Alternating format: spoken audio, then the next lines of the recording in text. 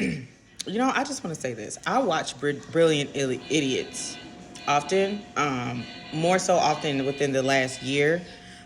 So it doesn't really bother me about Andrew Schultz and his comedy and the things that ways that he goes because, like I said before, I've grown up in a predominantly white area, well, through high school and whatever, and so I'm used to the stupid ass jokes. But my thing is, I don't think he ever takes accountability for anything.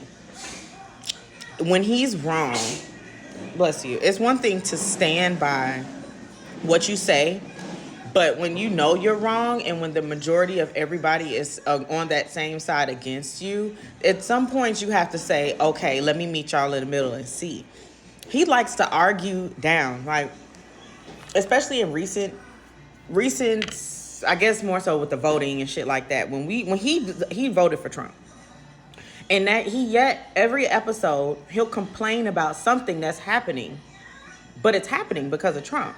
And when Charlamagne will call him out about it, he tries to rework it and rewire it and reword it to where it's something about a Democrat.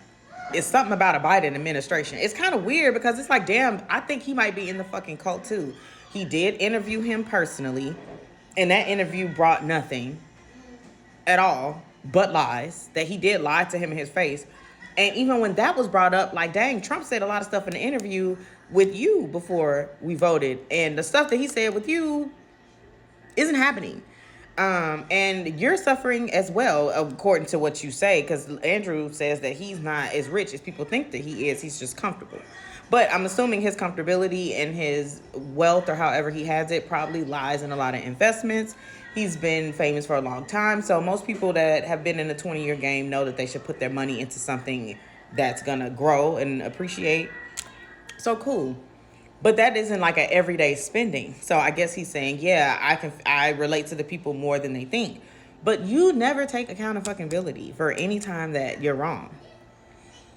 Charlamagne was just telling him in the last episode that you cannot complain about what you voted for, because he was talking about how tone deaf the flight was to the Blue Orbit flight.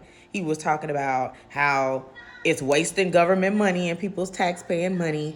And then he went into, Jeff Bezos doesn't pay taxes and he's the richest man ever.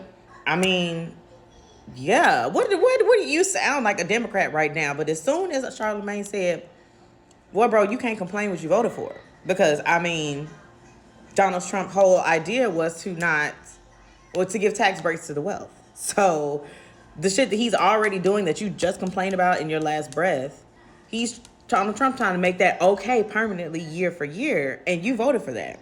But as soon as Charlamagne said that, he's like, well, do you know the Blue Origin was actually the idea what came about when Joe Biden was president? I'm pretty sure that motherfucker, Amazon has been a thing since 97. I'm sure Jeff Bezos had that plan in his head since Clinton was the fucking president. You feel me? So don't pull that. That was something he pulled out of his ass. But Charlamagne isn't a quick thinker. Charlamagne really believes that I really think he believes that Andrew is more intelligent than him, when he really needs to sit there and realize that you have more of the people experience than him. You've gone on talk shows. You know what the people think, especially in journalism. Andrew Schultz is just a comedian floating around cosplaying a podcast guy. So it pisses me off to watch it sometimes, because Charlamagne just kind of gets in this bubble where he thinks that Andrew knows more just because he's spitting out jargon, but he's not. So my thing is, he's a cult member and don't even know it. That's all that is. He's another MAGA person.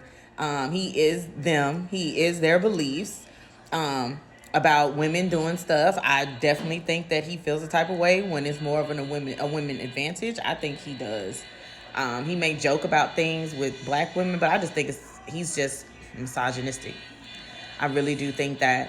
I can imagine that his wife at home isn't too vocal. And if she is, it damn sure it's not towards him. So, but yeah, that's none of my business. But back to what I was saying. He's a maggot.